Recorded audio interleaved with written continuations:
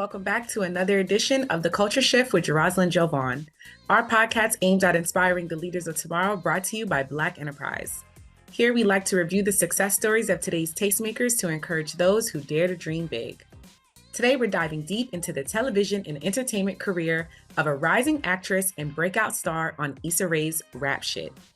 This burgeoning screen star will take us through her character arc as the Duke of Miami Chastity on the hit HBO Max series, as well as her journey from reality television to stand-up comedy and acting. We are here with the one and only Miss Jonica Booth. How are you? I'm good. How are you, Jeroslyn? Yes, I love when people say my name right. I'm doing well. You look glowing and flourishing as you should be. Thank Blessings you. on blessings on blessings. How are you feeling after wrapping season 2 of Rap Shit?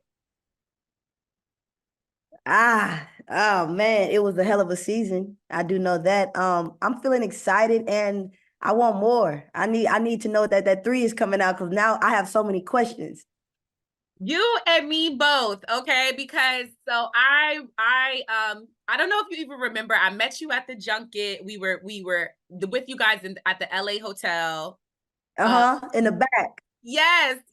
So I've been following the show. I was able to get like screeners for the season. So I watched the season. I wait for everybody to catch up because I'm just like, justice for Chastity. Justice for Chastity. And I think Chastity took a hard hit. She sure did.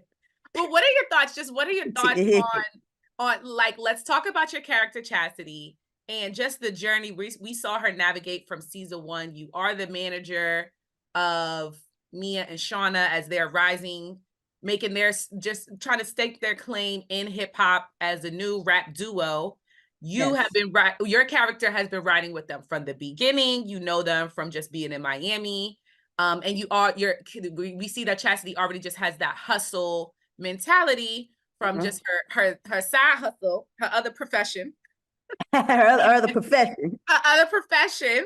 And so now it's also a new experience for Chastity navigating this entertainment industry and just the kind of relationship building. So now we've seen that throughout season 1 and 2, but what are your thoughts on her journey that, you know, of where it kind of left off at the end of season 2? I feel like Chastity, things don't knock her down too much. I think she figure it out. And this is just yet another obstacle because the truth is you don't need a bunch of yeses. You only need one. So Chastity just needs one good yes. I think she knows that. And she's not going to give up. She just keep getting hit with different speed bumps and stop signs and stoplights. And it's like rerouting. But one day she's just going to be able to get to where she's trying to get to. Most definitely. I see it for her. Even the way we're left on that cliffhanger at the end of season 2, I can just see in the future, like everybody's going to come back together and be bigger and better than where they were when. Think so? I don't know. So. I don't think they're going to come back together. I think Chastity, I wonder I got to ask Issa and Sarita, what's Chastity's sign? Yes. You need to know her sign because some of them be like, nah, once you play me, I ain't going back. Everybody don't get that Nelly and Shanti block, you know. That's true. Right. Spin the block. Right. That is true. But I just also get a sense of loyalty there. Loyalty. She has the loyalty for them. Yes. And I think she's going to accept them back because she must be a Pisces. I'm a Pisces. Chastity must be a Pisces. We dumb. Pisces are dumb. She one of us. Pisces are, they do wear their heart on their sleeve. They do. But now just looking at like even what we see in season 2, Chastity is so hungry, you know, especially when it came time there was a deal on the table that Chastity brought. After we saw Chastity have her love scene, which that was pretty dope. You told me at the hotel you was excited about that. Chastity, I did. Too. Chastity needs love too. So Chastity was able to negotiate a deal, but at the same time, it's like weighing on another possible deal with Francois, who I think is such a snake. But what we do see with Chastity is like, you know, yes. Chastity's still hood. And Chastity is still trying to learn how to navigate this industry where it's like you got to kind of maneuver real different. But do you think there were things that Chastity could and should have done differently when it came to relationship building and networking? Absolutely. There's no reason that Chastity bombarded that meeting to get this deal. Like she went and took the deal. And she forgot that Chastity cares so much about business that she don't even understand love. So she Right. forgot that she actually liked this girl. Right. But all that's out the window when it comes to Chastity's money and what's standing in the way of her and what she needs. So absolutely, that Chastity isn't equipped for that industry. She's still a nigga. She's still a hood she hood at the end of the day. Like, and she Right. forgot. She forgot this is a different industry. But what she said is I'm gonna stick to what I know. And if I want something, I gotta go take it. I gotta go get it. Mm-hmm. I can't have nobody speak for me. She was Right. like, I have to go speak for me. Especially when it saw like it was like the stacks were against her and it was like she felt like Yeah. she had to do something. But overall, I just feel like you deliver so well. This is really like my first time seeing you in this like an acting role, and it's just like the chemistry is so perfect. Thank And on you. top of that, it's just like it just shows like this is your thing. Like you were made for this. Like you're doing so well. I want to know, like, do you think that if are there any similarities between Jonica and Chastity as to why you were able to deliver the role so well? Well, I will have to give me delivering a role well because I cared about the representation of this character, and although that's not who Jonica is, I I understand what it feels like as a black person, as a black woman. We know what it feels like to be seen or to see something that represents us on TV, and we want it done right. That's why I'm like, okay, well, although this isn't me, I need to make sure this is done right for those that want to feel seen. And so I didn't give it 50% or 85. I gave it 100 and went and studied and like hung out with my friends who are more masculine and dominant, stud and hung out with men to pick up that demeanor. And then a month before we start shooting, I already tap in and be like, okay, we're Chastity now. This is what we're doing, and because it's a whole thing I have to do. But a similarity is I'm ambitious like Chastity, but what Chastity has more than me is she's not afraid to be embarrassed. And Jonica, I know that I might say I'm not, but the truth is I am with things. So we're always careful with what we do, how we say it, where we go. And Chastity doesn't show that. Chastity, she might be embarrassed, but it's like, well, what's the worst that can happen? I didn't got turned down all these times, Yes. and I actually commend that with her because if Jonica had that, Jonica would probably be further along. Jonica be like, nah, forget it. Nah, I ain't tripping. I ain't gonna ask them nothing. I'm not asking nothing. Like, so Yes. So now looking back at your career in television, what's one word you would use to describe your journey? ah, one word I would use to describe my journey probably would have to be, you gotta give me some good ones. Cause I've done a lot. But I've done a lot somewhere on another platform. And it's like unknown. It's been it's been very unknown for me. Foggy. I don't know. It's like I didn't have a clear. Foggy, I had to say foggy, cloudy. but it's getting clear. Yeah, I know it's not. I actually like the way God is using me right now. Mhm. It's not clear, and I love it. It's Yeah. because I don't know what's going. I didn't know this was how. Right. I don't know what how people be like. I'm going to do this, and in Yeah. 5 years I'll be here. Yeah. I have no clue. 10 years ago, I would have never thought that I would be doing this. So it's happily foggy. Like I'm okay. I'm not scared of what's at the end of the tunnel. I feel like it's good down there. Like I just Oh, want to well, get there. yeah, most definitely.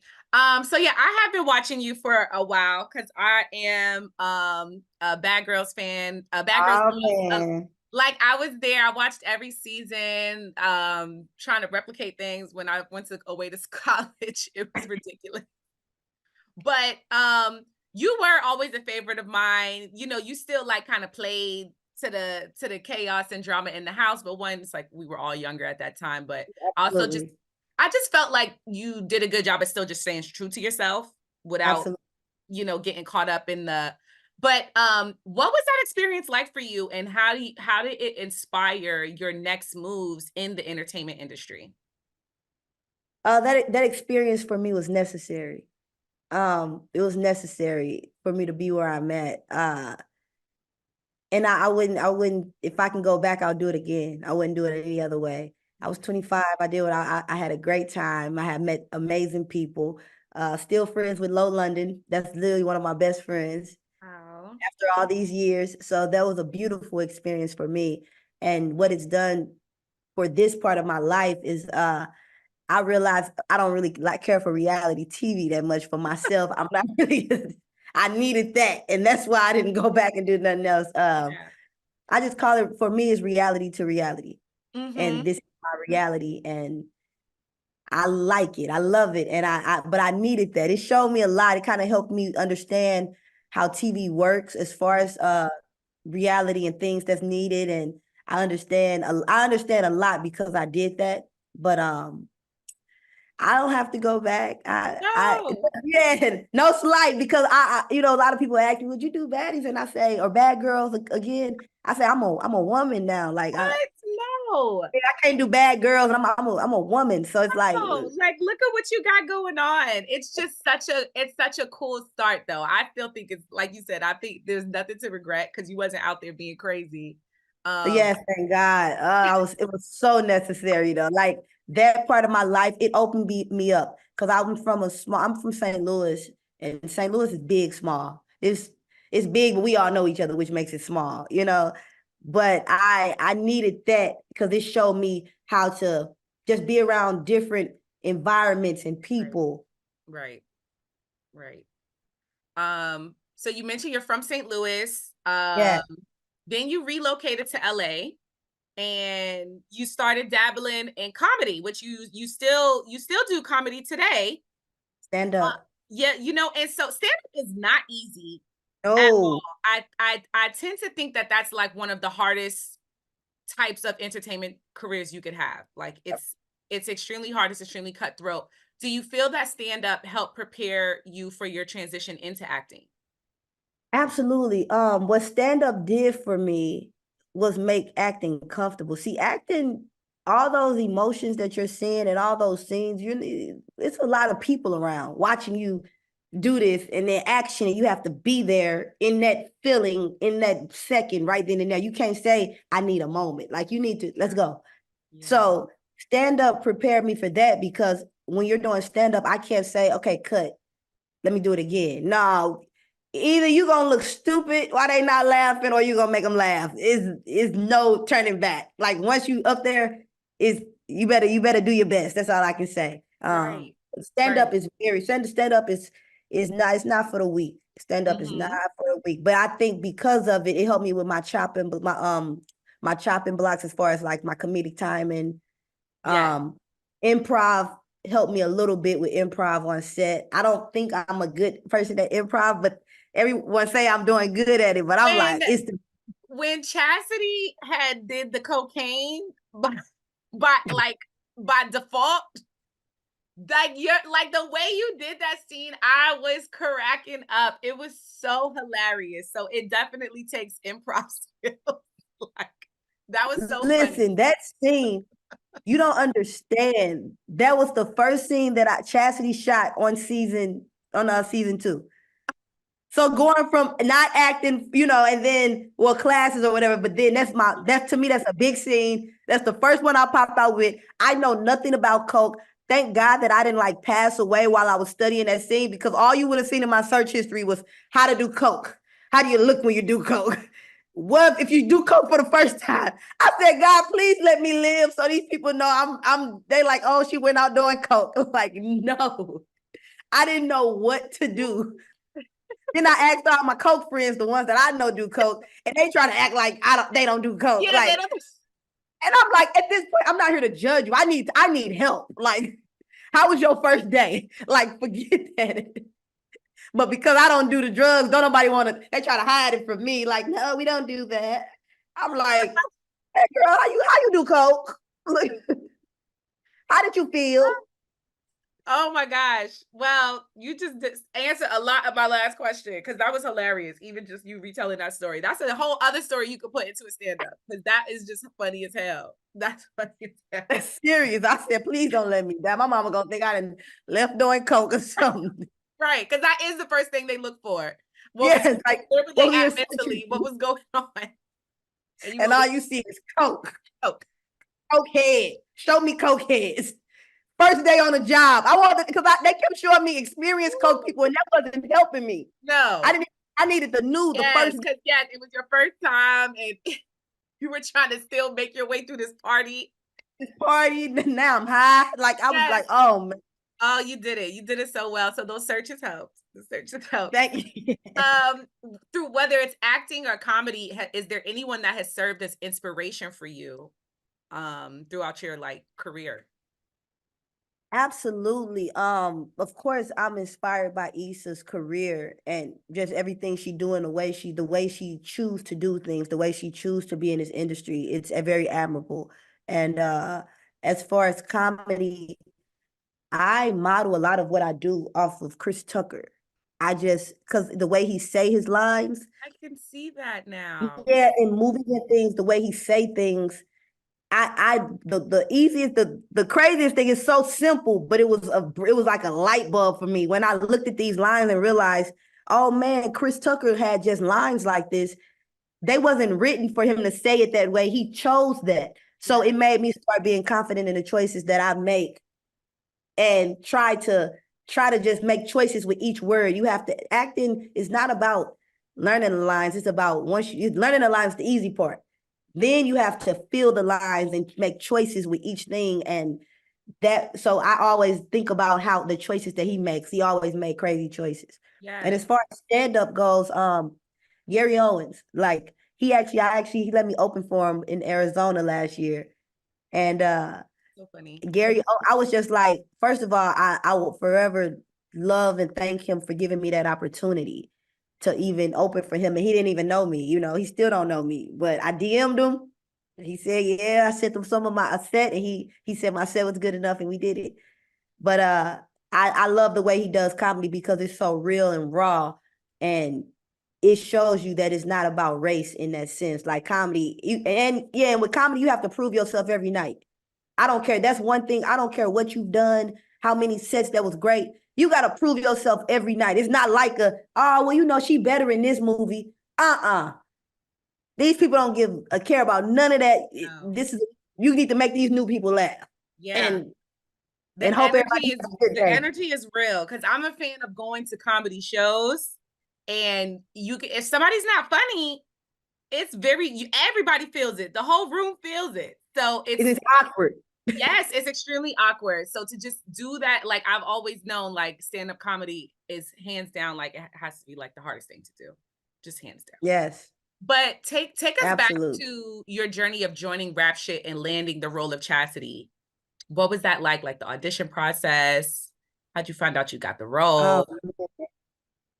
I don't think I got it at first. I didn't. I tell this story a lot. I'll tell you, I didn't get it. And I auditioned in like early December of that year. I think it was like 2020. Actually, I had auditioned early December. Didn't get a call back or nothing. And then in like January, I was leaving. I was going somewhere, and I felt like I had Chastity's demeanor. Mm-hmm. And like a month had went by, I didn't hear anything. And I had like a hat. No, I did an audition and had like a hat to the back. So all my cameras were set up in the house. And I just felt cute. And then I was like, let me send these casting directors a video. So I DM'd the casting director and Issa Rae. And I was like, hey, y'all didn't pick me, but that's cool because I ain't never even won in bingo, so I'm not used to winning and whoop wow. And I'm just saying all type of stuff like I shouldn't, I don't know who y'all gonna get to play Chastity, but if it ain't me, good luck to them. They better be better than me. Like I'm just talking cash stuff. And I kid you not, the next day my manager texts me and say, surprisingly, you have they want you to audition again for that role you did in December, but they gave you notes this time. I'm glad I needed notes. So what it was, I think I went in I looked at the tape. The tape was horrible. My first tape, I was a tomboy. I looked like a cute girl that played basketball with some curls. I had a little puff. My curls was flourishing. Girl, I had a little jersey on, and I'm like, oh yeah, I feel like I'm a stud. It's giving stud, and it wasn't. It was so far from that, right? So with the notes they gave me, that was when I said, oh, you have to act. This isn't about you.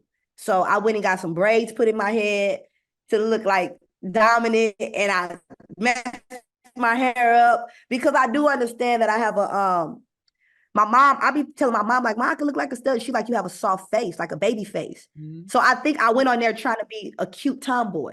Yeah. And that's not what Chastity is. So I had to go back, take their notes, become rougher, and just really tap into something. And that's when I ended up getting the call. They put me on Zoom with Issa. And then they called and told me that I got the role. They said they didn't have anything else. They just had my character. That's it. Everybody else was still, they were trying to figure out. They all did like chemistry reads with each other. I didn't do none of it. Issa was like. Chastity, I'm telling you. It was so divine, but I love that story you just shared because it even showed how it's like you had to kind of go back to the drawing board. You even kind of got more into your element and just sent a DM. Just yes, that's so cool. I really love everything that you're sharing too for anyone who is aspiring to get into acting or even anything, because you're really just sharing your growth journey and how you even had to work on yourself to continue to progress. You mentioned chemistry. I do want to just touch a bit on the chemistry on set between the cast. I saw a bit of it. It seems like you all get along really well, but what's your take on the chemistry with Aida Usman and Chameleon? And what's it like? First season, I didn't have many scenes with Ida. And this season, we had some scenes together to build our relationship. Yeah. And I feel like we worked very well on camera together. Yeah. She's an amazing comic and writer and just all around talented person. So to even be in that space with her and see how we bounce off each other, I enjoy working with her. I didn't work much with Chameleon. But I enjoy when I get to work with them because we the top three. Yes. But I actually love working with Jabuki. Yeah. I love working with Jabuki. Yes, despite your character clash in the show. Yes. We love it. We every time they cut, we just bust out laughing because our improv for each other, it'd be like, nah, you actually thought of that one. You've been thinking about that one last night. Like you knew you were saying that to me. So like it's just funny. Being on camera with him is a joy. He's also really impressed me because this is my first time seeing him acting. I've watched him from The Daily Show. And I always just saw like he was just amazing on that show. And then seeing him as this character, Francois, I'm like, oh, he's playing this character too well because I can't stand well. Nobody likes him, and he's the most lovable person. No, but even especially if you work in the entertainment industry, there are so many Francois. It's so many. Yes, and they make it, and they get all this fake respect, and I love that his character is showing that because people, I'm like I tweeted this. I was like, I hope y'all know, like, there are real Francois out here, and those be the same people y'all be bigging up and commenting on their Instagram, and they're out here fakety fake, and really just kind of riding off of other people's talent to just get their name hot.